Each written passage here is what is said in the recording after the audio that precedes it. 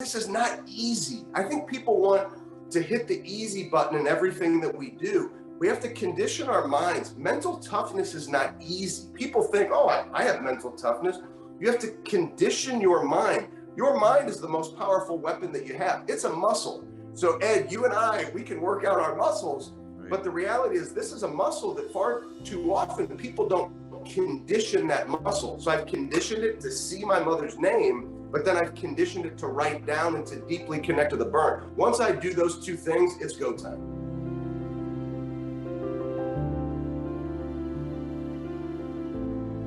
Welcome back to the show, everybody. Today's going to be special. We're going to talk specifically about really two things today, and I have an expert. I mean, like a real expert on a topic. We're going to talk about leadership, and we're going to talk about elite performance in general. And the gentleman that I have on the show today has written a brand new book that I love. It's called Uncommon Leadership, 11 Ways Great Leaders Lead. In fact, I love it so much, I wrote the foreword. So if you wonder whether I love this man, what he stands for and what he teaches, you need to look no further than his book, because I'm right there with him. So Ben Newman, welcome to the program. Ed, my brother, you know how much you mean to me and the opportunity to be with you. And I'm so grateful for you writing the foreword, and just couldn't be any more excited to be with you and your listeners. Let's have a great time. I know it's going to be easy for us to cut up together. Yes.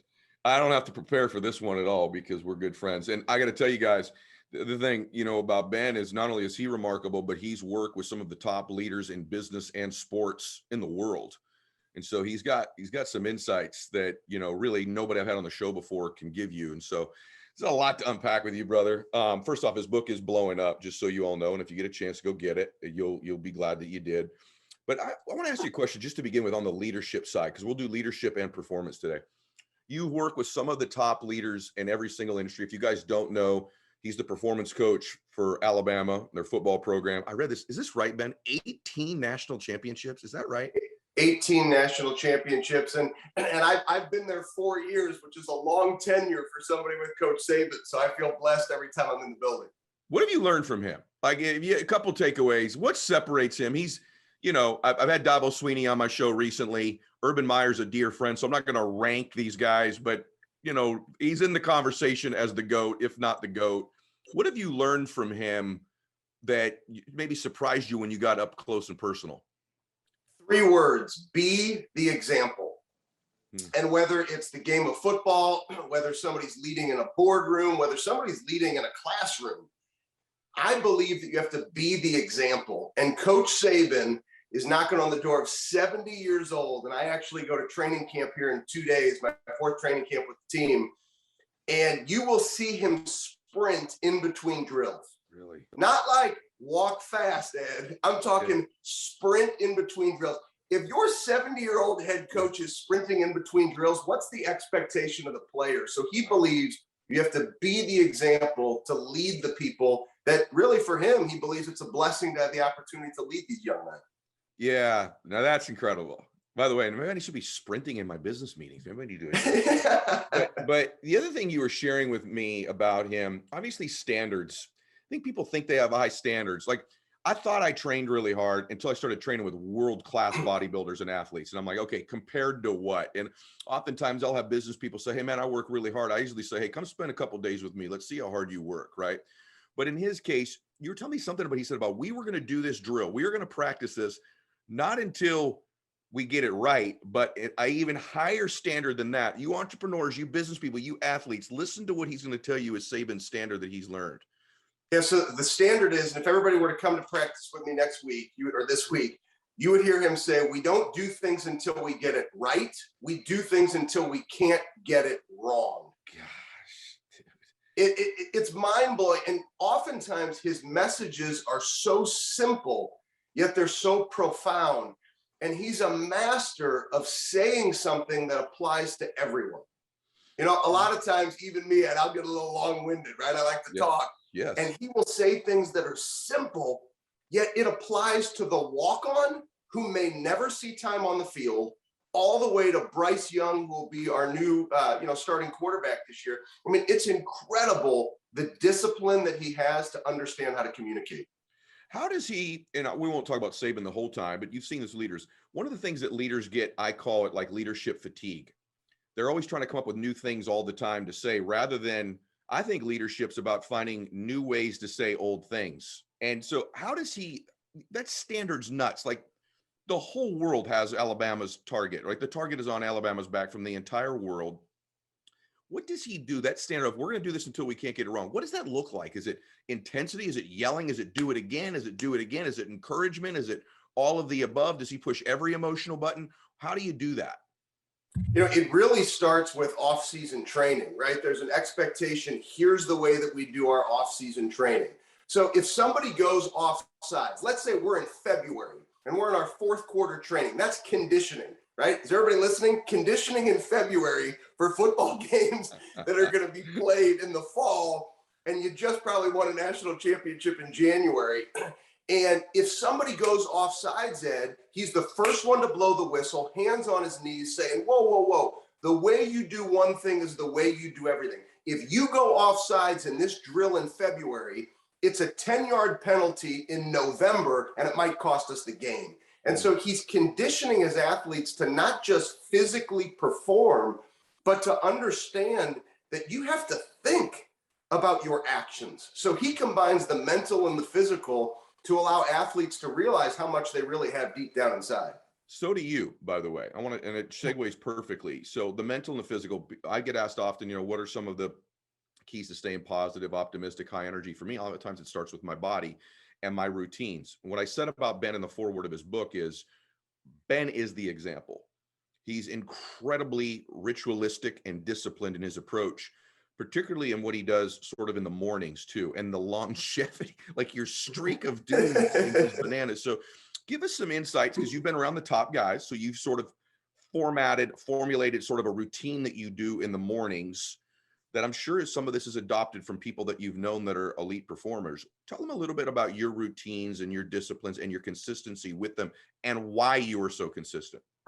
Well, first off, let me share a compliment to you and something I'm very grateful for to you, and then I will get to the question. Sure. But I think the first thing is, I have two coaches. I read books every single day. And I have mentors. That means I'm a really high maintenance guy. So I am far from figuring this out. And so I'm constantly trying to find, what can my edge be? How can I get better? Whether I'm at Alabama, whether I'm working with $1 billion construction company, I don't want to settle. I'm never finished. I always feel like we can give more. And during COVID, I was blessed that you and our dear friend Andy Frisella invited me to speak at an Arete event. Yeah. And we get done with the Arete event, and the three of us had this question and answer that I will never forget. Awesome. And you said some things to me that shifted the belief that I had in myself, Ed. And I shared this with you privately, but I want to go public because I think it's important. I appreciate the kind things that you say, but I'm a big believer that you have to set yourself up for your environment. So whether it's consistency in when you wake up, what you eat, how you think, what you feed your mind. And this is what I call a never do it again list. So this never do it again list, if everybody looks down at number 11, okay? You can see Ed's name in number 11. And so after I completed the first part of 75 Hard, I actually wrote a never do it again list, because I wanted to capture, now that I understand this next level of my thinking, what are the things I can't go back to? And so I wanted to train my brain. If I found this next level, I better be conscious of the fact I can go back. It's way easier to go back than it is to create a new discipline. True. And so I wrote these words after you instilled belief in me. And I believe one of the greatest acts of leadership is a transfer of belief. And you changed how I feel and how I show up. Wow. So every day I say, never forget the belief Ed Mylett shared with me. His words and statement shifted my belief. Ed, I read that every day. And so you're in my morning routine. I knew that, and I'm honored. Thank you for telling everybody else, man. I appreciate that. Thank you. And I know I share that with you, but I wanted to go public with that because I think sometimes people see somebody that performs like you, or people will say, wow, I perform at a high level. But this is what it's about. It's about surrounding yourself with people who push you and challenge you to say, no, you're not done. Yeah. And so it's been environments, it's working out.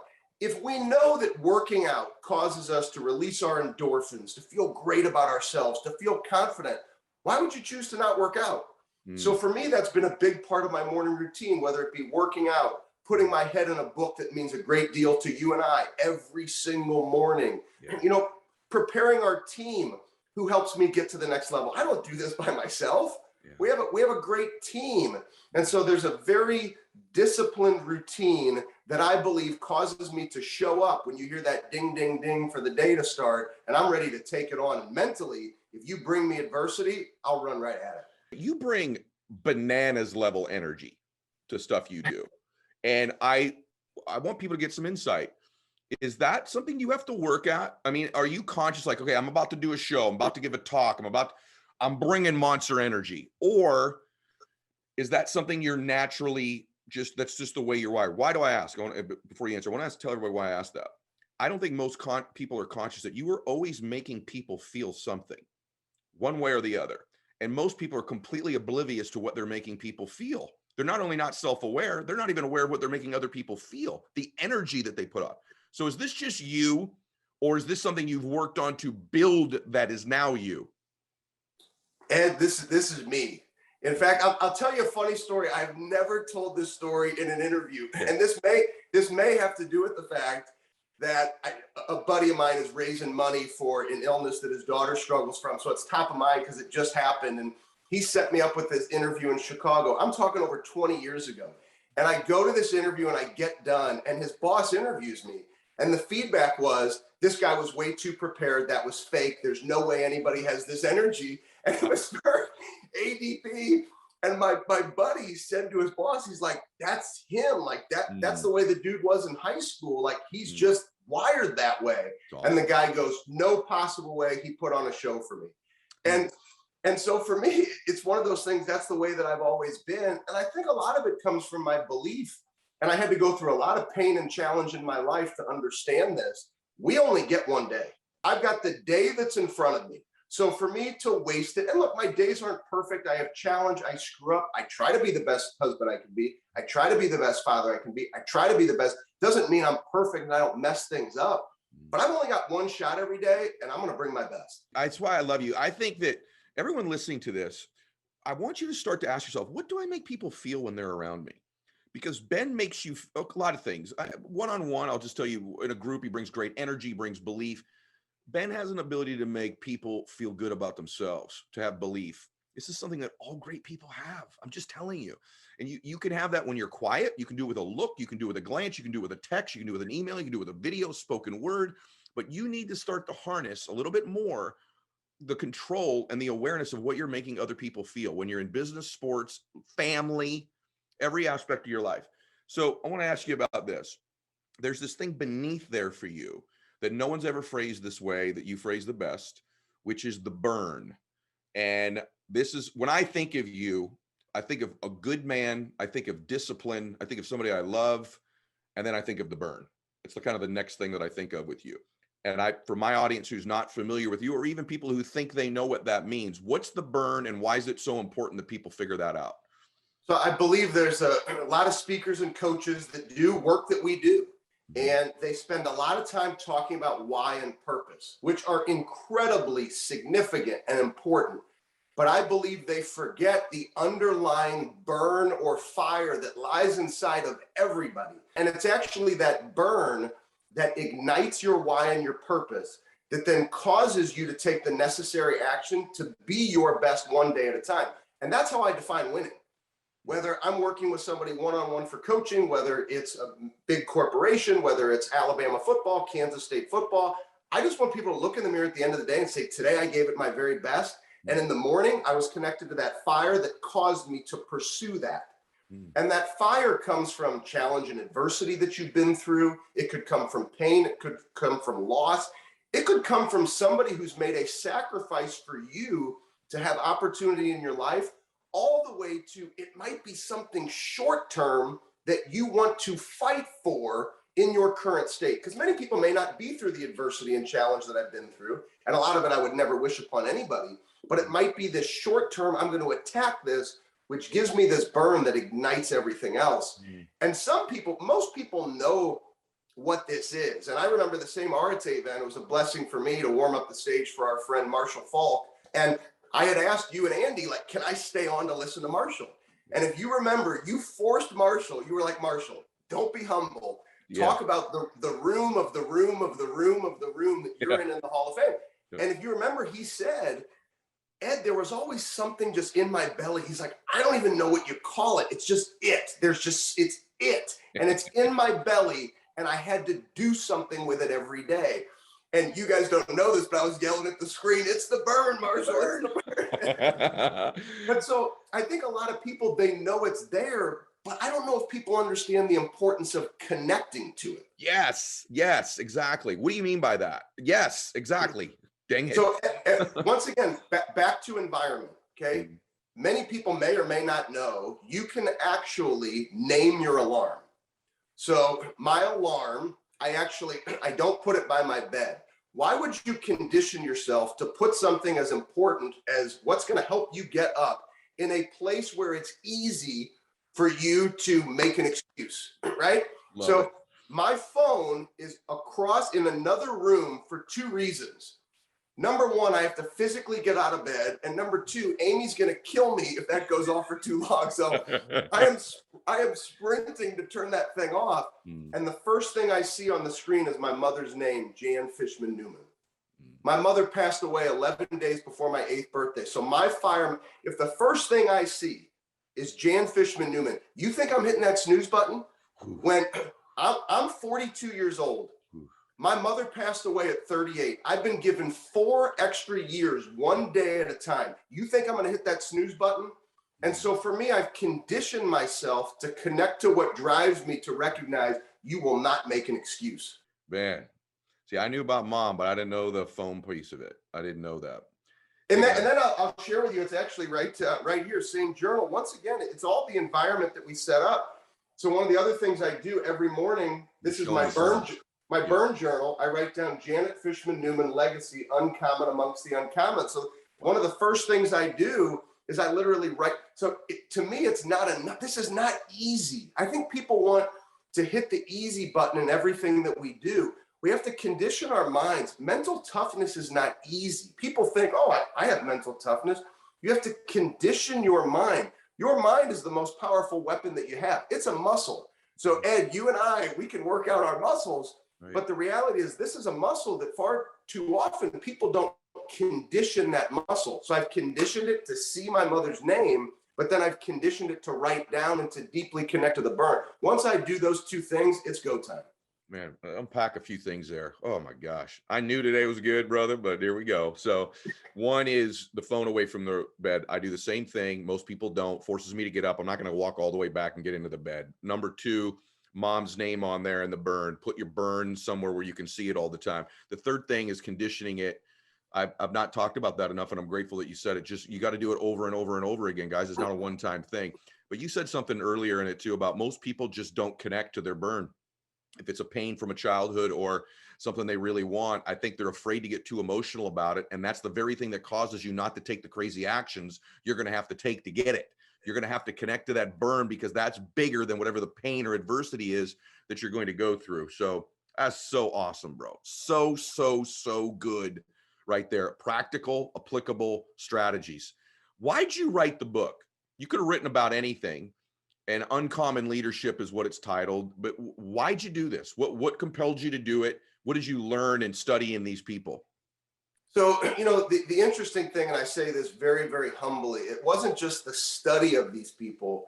It was the study of these 11 uncommon individuals in my work with these 11 uncommon individuals. Yeah. So it's different, right? I didn't research people. Mm-hmm. I was able to say, here was an opportunity for me to learn from some amazing people. And I always like to pay attention and lock in. So this is one of the reasons why for me, let me go back to morning routine briefly before we attack this. Morning routine is so important. I can knock out 90% of what I need to get done in a day before 6 o'clock in the morning. I wake up very, very early. But by 6 o'clock in the morning, 90% is done. So when Ed gives me an invitation to come and spend time with him and his followers, I am locked in. I'm not worried about something else I need to be doing. So I always make sure I get my stuff done and I'm organized so I can be where my feet are with the individual that I'm with. So whether it's a team, whether it's one-on-one coaching. So what that's caused me to do is I pay attention to these lessons. So I wanted to give back to these 11 individuals that have had a huge impact on my life that I've watched help me become better every single day. So it's not an autobiography about me. It's me highlighting 11 lessons from 11 uncommon individuals that I believe are that example of what it means to be great in your pursuit every day. Do they have anything in common? All of them? I would say be the example, right? They're all an example. They show up and they do what they say they're going to do. They also believe at a very high level in others. They're not fighting to do things by themselves. They believe in others, and they recognize that great teams win with a great group of individuals. It's not just one person. And then I think the last thing is they're all uncommon. As you'll see, there's different lessons that they teach that are a little bit different. Some of them, maybe you haven't quite heard it the way that they teach it, right? So they're unique in how they show up. So good. Let's talk a little bit about leadership for a minute, because I promised everybody we'd kind of go both ways. We started there, then we went to sort of personal habits. So there's one is obviously being the example, the believing in people. But if I want to develop leaders, so I'm a parent, I'm listening to this, I want my children to be leaders. I'm a coach, I'm an entrepreneur, and I want to develop my squad, my team, my leadership group. What would be a couple things you would say to be conscious of? I mean, there's a million things, right? Everybody's got these topics, but that you've studied, that you've sort of distilled down and say, hey, listen, if you've not developed great leaders before, check these things right here. Here's some stuff. What would you say? There's two things. Number one, I had the opportunity to do work for a $7 billion solutions team from Microsoft. Wow. And one of the things that the leader of this unit, when he hired me years ago, he said, we fail fast and we fail forward. And he said, here's why. Microsoft is one of the greatest, if not the greatest technology company in the world. We could work on something for 6 months, and the moment we release it, it's old news, got to go on to something else. So they condition themselves. When you face challenge and adversity, you move right through it. So he had actually trained his team. It was about 350 people, US and Canada, each leader, 12 leaders, led about 30 to 40 individuals. And so for those individuals, he helped them understand you've got to fight through that adversity and you must fail forward. The second thing that I would share, and this is research that I did on Max Weber, it's spelled Weber, W-E-B-E-R. He's one of the fathers of sociology. And I'm kind of an old school guy. And I think you're the same, Ed. Like, you could yell at guys like us, get in my face and say, you need to give more. And I can take it. I've been through so much in my life, and what I saw with these two eyes before I turned 8, I can take that. Many people can't. And what Weber walks you through is the research of the difference of power versus authority. Power is when you force or coerce somebody to do your will. Authority is when you inspire or empower somebody to choose what you know they should choose to be successful. So from that research, I developed, and this is very applicable for anybody leading anybody, whether it's somebody in your home, to whether you're coaching your kids' teams, somebody in a boardroom, it's questions over statements. My naturalness, because I can handle it, is I'm going to make a statement. Ed, go do this. And I realized quickly on my journey, my leadership journey, which is still continuing every day, that didn't work as well as if I asked, hey, Ed, I recognized 3 months ago you were on fire. Now let's assume that you're challenged in your growth. Ed, 3 months ago, you were on fire. How have you been showing up today compared to when you had that amazing first quarter of 2021? Oh, that's a great question. I was doing X, I was doing Y, I was doing Z. Okay, awesome. Like, I remember that, Ed. I remember your energy. I remember your passion. I could feel it. How are you currently showing up compared to your behaviors and disciplines in the first quarter? Oh my gosh, I feel I'm a little bit off. Okay. Well, Ed, what do you think would happen if you stop tripping on what's behind you and you decided when you finish today, you're going to finish with what those behaviors were that performed at your highest level, and tomorrow you come back and we keep stacking days. Ed, what would happen then? And then now Ed says, oh, thank you for the amazing conversation. I'm going to go do that. I walked you right into what you already knew the answers were. What's the easy button is, Ed, I can't believe this. I've seen you perform. This is ridiculous. You're not going to make it here if you keep showing up like this. So you need to go hammer the phone, or maybe this isn't for you. Oh. And so you learn it's more empowering to and if somebody chooses the behavior, they're more likely to do it, even if what you're telling them to do is actually what they should do. That's a takeaway for me on authority. Very good. The other thing is, I think when you are in a position of command, it's easy just to make these statements because you can kind of get away with them. And as you've said, it's just easier. It's easier. That's so good, Ben. That is so flipping good. I'm asking you a question. It's something that I'm going to confess to my audience that's going to surprise everybody, but I want your opinion about this and how stern you are about it. I spent the last, I would say 25 years of my life by a rule, which is that I don't gossip. I just don't. I feel like I need a shower or a bath after I do it. I feel like it immediately reduces me and my identity. And I was very disciplined about it. This last year, I was in a couple different environments where I stood that ground. I would say I was a 10 out of 10 at that the majority of my life. And I would say this last year, I was in a couple different environments where I was around people who didn't adhere to that standard. And at some point, I think I dropped to a 7 myself, where I would listen to it and maybe I'd trickle in my own 2 cents, just a dash. And in looking back on it now, I've sort of made it, you make a new standard commitment. I just go, I'm not doing that. I didn't do it for 25 years. We all have what you said earlier is so brilliant that you can slip back. You can go back when you have a standard. One of the keys to my success has honestly been over 25 years is I don't gossip or talk bad about other people. Even when I have those feelings, I just don't share them. How are you on that? In other words, you've been in teams. You get into a locker room, all these egos. One dude starts talking bad about another dude. That can destroy a culture in a locker room, but also can destroy an individual when they do it. How do you feel about that? What advice would you give if people are sitting there going, I do gossip about other people, or I do listen to gossip about other people? How detrimental do you think that is to someone's performing at their best standard? Well, couple of things here to unpack. First thing is, that's actually what I'm responsible for with these teams, right? When I'm on the sideline for a team, I'm looking for somebody who dropped the interception, his head is hanging low, right? I'm on the sideline to say, hey, is the guy who's second or third string who wants the first string's job, are they bickering, right? Saying, hey, I should have his job. I should be one on the field right now. Look at him. So that's actually what my responsibility is to these teams, because culture wins. When you have a strong culture and everybody believes in each other and you support the man in front of you, knowing if you stay ready and God forbid something happens, whether it's one play or God forbid a season-ending injury, I come in ready with enthusiasm. If you're moaning and complaining, you're mentally not ready. If somebody goes down and you need to come in for 3 downs, you're not ready.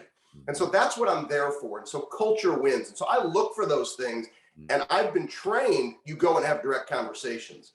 Now, I'm not going to embarrass somebody. I'm going to pull somebody aside and say, hey, we need to support and love each other if we plan on hitting the objectives that we have, starting with attacking the 60 minutes in this football game today. Go. Yeah. And you have to be direct. Second thing I would say, and this is really for you, I could feel a difference in your energy, and I'm sure everybody else did too, when you just explained how you felt as literally you moved forward and you said, I was a 10 out of 10. I mean, your face came forward. You're better when you're at a 10 out of 10, not gossiping. Yep. When you said a 7 out of 10, it was almost hard for you to say it. Disgusting. Your communication, you're disappointed in yourself. Yeah. So once again, questions over statements. Ed, which do you want? Do you want to be the 10 or do you want to be the 7? What's going to make you show up better? Yeah, I want to be the 10, and I am the 10. And that's why I share this with, when I'm doing interviews and I'm with someone that I trust and that I admire, like I do you, I'm typically slightly more vulnerable. And I look at my game of my life. What are the things I've been good at that are kind of secret things that we don't actually ever talk about? And one for me was I just kept pure of thought, pure of word about others for unbelievable length of time. And let me say this to everybody too. Through some times where people did far worse things than the stuff I listened to recently. It was worse things that happened. I would never transfer that. If you're someone who's listening to gossip or participating in gossip, you are not going to win. Your team is not going to win. Your family is not going to win. You need to avoid it, run from it, and be better than it and rise above it. So that's why I share that today. It's part of this culture stuff that we're referring to today. All right, we talked about routines. How about an evening tip? So my routine is mainly morning focus. I'll be candid. I think sort of like you. I'm an early riser. If I can get to win that first part of my day, I feel like there's a high probability I'm going to win the middle, right? And probably the end. Are there things you do as your day winds down that you think are worthy of sharing with everybody here? So I'm going to rock the boat a little bit here on this one, but I think you might be on my side of the fence here. You know, if anybody really follows Ed, you see awesome memories with Bella. You see him inviting Bella and her friends. They're out on the boat. They're going to dinners. They're enjoying their favorite things. It's you and Max on the golf court. It's you and Christiana traveling together. So you believe that balance does exist. That would be my belief as I watch your behavior and as I love how you show up every day. Thank you. That's a great example for me, and it's something I've always believed. I actually have a bookend to my days. I don't have meetings at 7 o'clock at night, 8 o'clock at night, 9 o'clock at night, 10 o'clock at night. Because if I do that and I never turn it off, my family doesn't get my time. There is no balance in my life. And I believe that you will not perform at your highest level. I think the world has been conditioned. I'm going to grind 36 hours a day and I'm just going to grind. I understand where that comes from. But I would offer this as an example or something, an opportunity, I should say. Try actually giving your family your unconditioned love and mindset. Now, given my mind might wander, there's something, you know, we got a big game coming up or I'm working on, there's a big talk or something. So sometimes my mind will wander and I'll take a note. I'm not perfect here, but I do my best to have a bookend. And so when I'm home, because I travel as much as I do, my day's over at 5:30, no later. And I've done that for years. Now, in the event, there's something that does come up. It's this every now and again, but it's become a standard for me. I love to cook for the family. And it actually, for me, it slows me down. So at 5:30, if I start cooking, I'm relaxing. What does everybody want to eat? We enjoy a meal around the table together. That makes us better. Yeah. And so I get up early so that I don't have to work until 7 or 8 at night. So greatness takes sacrifice. You have to sacrifice something if you want balance. The easy way is to follow the lead. And I'm going to be a little bit direct here because I care that much about the people listening. People easily follow the lead of the person who has no discipline and has no balance because that's easier. Hey, I'll work out when I work out. I'll do because they're not disciplined in their own lives. Yet, if you want to be disciplined and have others lead and be the example, you have got to make sacrifice somewhere. So for me, all the way back to when I was a financial advisor years ago, I had clients, Ed, I'm talking clients making $1 million a year. And I used to meet people at the cigar club at the Ritz. And they would literally joke with me. I'm talking about people, they were huge clients. And they'd say, Ben, it's 5:15. I know you're leaving. You're about to get the bill. That's awesome. And so they would make fun of me, Ed. But they actually respected it. They respected it. They knew they're like, this guy literally is going home at 5:30. I could talk to him about something else for business, but he promised his family he was going to be home. And so I believe if you want balance, you have to build balance and believe that you can have it. I know it's a long-winded answer, but it's powerful because one, Ben is up so early and trains so regimented that I think it's wonderful that you share your recuperation time, that you're not a robot. It took me years to start to people say, I think you're Superman or a robot. You're not even human. And I'm like, no. Like, I like Cheetos too, you know, and I like TV and I take time off. So I love that you share that, number one. But number two, again, people will listen and go, oh, well, hey, Ben Newman said I'm done at 5:30. So I'm done at 5:30. That's not what he said. What he actually said was he gets up extra early, makes that sacrifice where his day begins so much earlier than most people, get so much done by 6 a.m. that he can have that for his family. He's eating it for his family at 4 o'clock in the morning when he's getting up, or whatever time he gets up that day, so that he can have this. And so it's a trade-off. I love how granular and detailed we're getting, because it's one of the things that most people wouldn't know about you or me, is that I do recuperate. I do rest. I show up present because of it. We're all human. And if we're just depleting ourselves all the time, we're not effective, and eventually we'll burn out. Me and Ben been at this a long time, right? And one of the things longevity demands is some form of recuperation and separation from the grind, so to speak. That's how you do stuff 30 years. You can't do stuff 30, 20 years if you don't do that. I actually wake up at 2:24.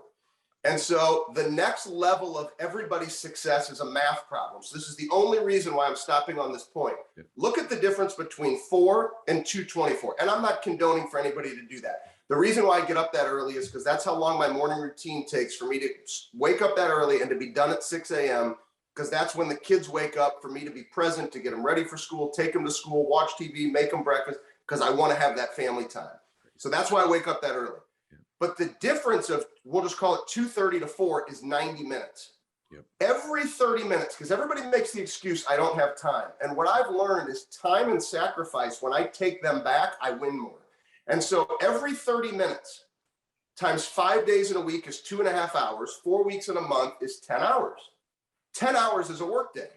Times 12 months in a year is an extra 12 days. So by waking up 30 minutes earlier, you get an extra 12 days a year. Me waking up, the difference between 4 and 2:30 is an extra 36 days. Most people work 18 to 20 days. So I'm working 14 months when most people are working 12 months. By the way, a key to, hey, I'd like to get up earlier, is I recommend that you start in 15-minute increments weekly. You nailed it. Right? So if you're a 6:30 waker, get up at 6:15 for a week, then get up at 6, then get up, and you'll find that it's much easier than going, we've all done that. I'm a 6:30, I'm getting up at 4 now. And you're just gassed by 2 o'clock every day, and then you can't do it. So it's breaking it down over time. So let me ask you about this person listening right now, because you guys, now you're getting why I wanted Ben on and why I want you to have his book, because we can go in so many different directions. But I'm listening today, I'm driving in my car, I'm on the treadmill, I'm watching it on YouTube. And I'm at a stage in my life where, you know what, you guys both have me really inspired right now.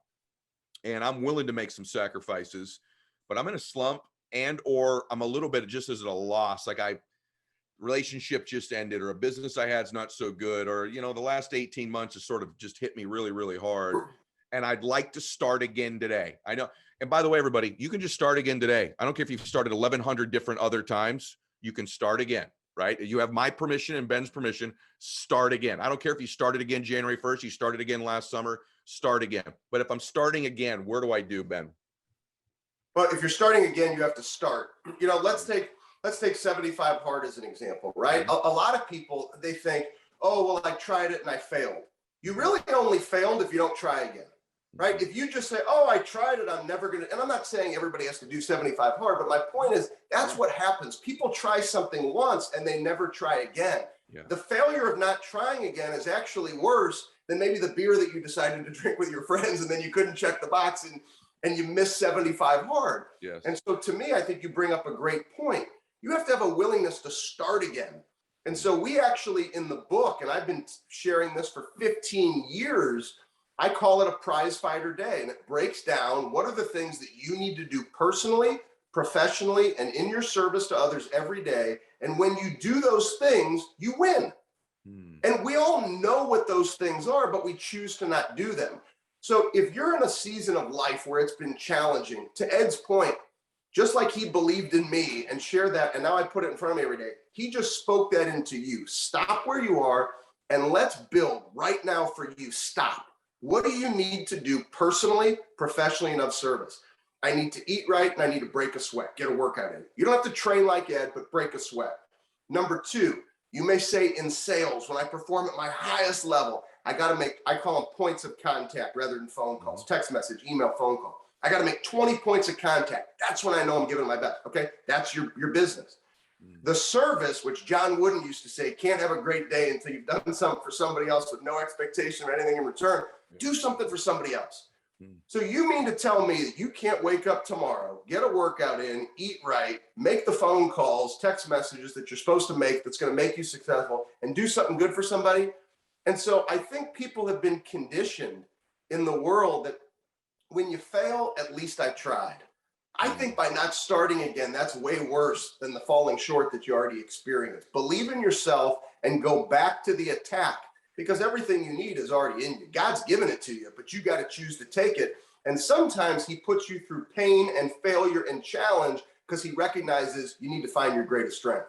Oh my gosh, Ben. That's one of those replay it right there. Everybody rewind and listen to what he just said again.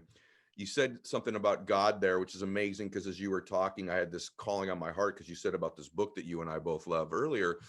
And I'm just curious for you, how important faith has been in your life.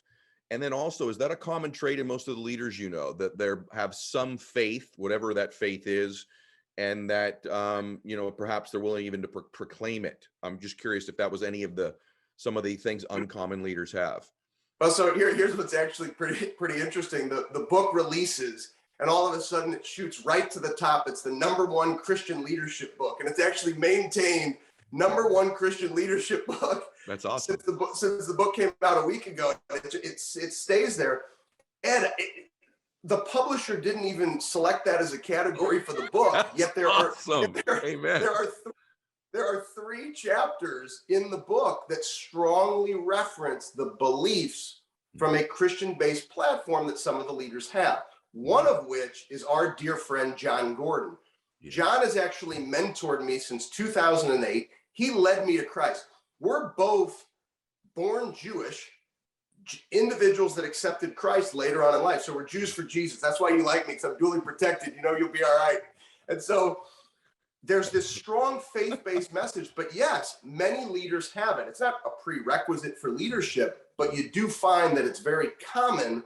And those strong leaders, even a Dabo Sweeney, right? Who, it's fun for John and I, because he's worked with Dabo for 10 years. I worked with Coach Saban for 4 years. Now we go head to head. Yeah. But Dabo doesn't hide his faith. You know, a lot of leaders, they're comfortable that you don't have to agree with me, but I'm going to help you understand where I stand in life. And in the book, it definitely, it's there. And there's a prayer that John shared with me at the end of his chapter.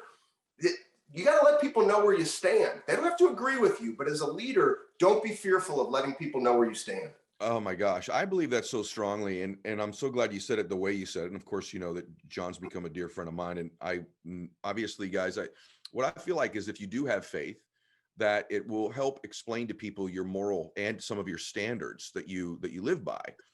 And at the same time, it's a way of defining who you are and what you believe in and what you stand for. There is a way to say, hey, this is what I believe in, and not say it in a judgmental or preachy way. I'd like to think that I sort of nuance that relatively well, that people know where I stand, yet I love everybody, believe in everybody, but I think you kind of know where I stand on stuff. And so I just want to encourage everybody. That's why I asked Ben the question. How often when you speak, and look, when you and I go to speak oftentimes, right? As much as we'd like to say, this is where I stand, sometimes it's in our contracts, no politics, no religion. Yes. How many times do people still come up to you and say, are you a man of faith, Ed? All the time. I would say almost every single time. And that's to your point that you just expressed, is that you believe it in such a way that you show up with this conviction. You don't have to say, I'm blessed. You don't have to read a Bible verse. People know it's in your heart. They know it's in my heart. And the other thing I want to share with everyone listening to this, if I'm an example of one thing, it's that God uses flawed people. And I think Ben would raise his hand and say this as well, that I think you all need to know that I make mistakes every day. So does Ben. I'm a sinner saved by the grace of God, by the way, everybody. And I just want you to not think that because you're not perfect that you can't win.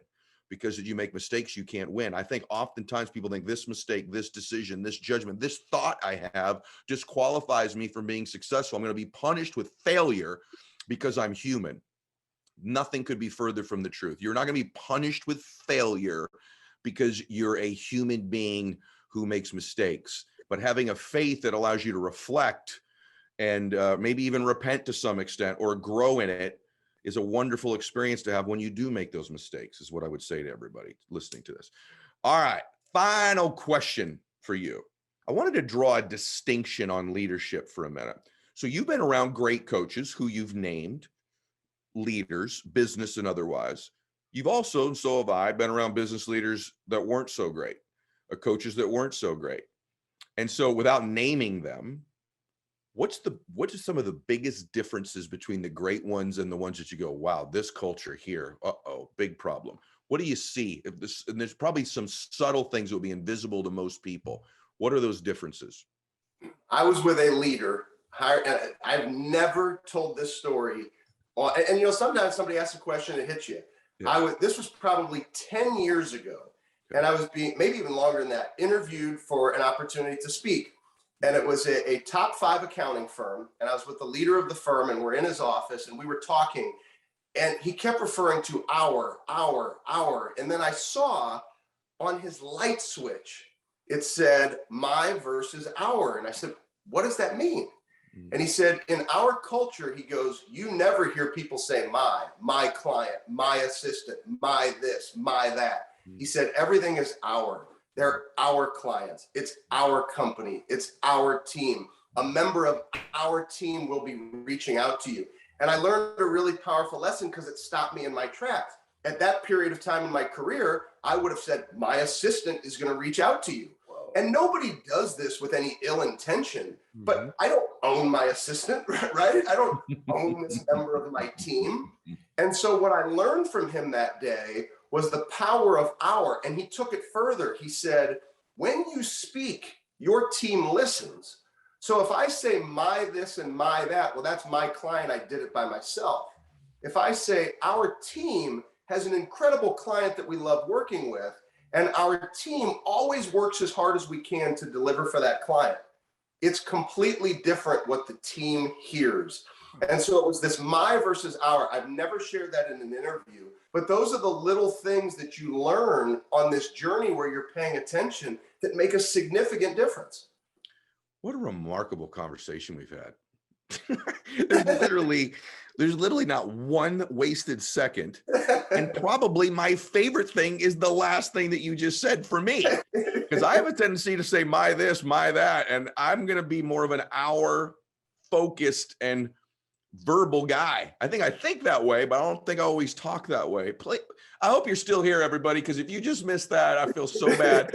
And if you know people who missed it, tell them to come back and listen to the end of the interview. You said Coach Wooden talked about service every day. He'd be proud of you. You served a lot of people. You served several million people today with this conversation with me. It's remarkable, man. It's so good. I'm so proud of you, and I love you, and I'm so grateful you're in my life. And I want everybody to go get Uncommon Leadership by Ben Newman and this crazy dude who wrote the foreword. I think you'll enjoy it. So Ben. Brother, I just want you to know I love you. The influence on my life, it's an everyday influence, and I appreciate it, and it means so much to me, and I appreciate the opportunity to spend this time with you and all your listeners. We're all grateful for you, brother. Hey, everybody, you know the deal. Share it. Fastest growing show on planet Earth. We, by the way, got some big announcements about that coming in the next few weeks. But listen, share the show. If you're watching YouTube, go subscribe to an audio platform, Stitcher, Spotify, iTunes, Pandora, whatever, Sirius. And if you listen to audio, go subscribe to YouTube. I've got additional content there. All right, everybody. God bless you, and Max out. Hey guys, thanks for sticking around. If you'd like more, click the videos right here. They're exactly what you need to see next. And if you're new here, hit subscribe and become a part of the Max Out community. And tell me what you think about the videos in the comments below. I read all of them every week, and I select winners that get all kinds of prizes, gear, coaching calls with me. Make a comment.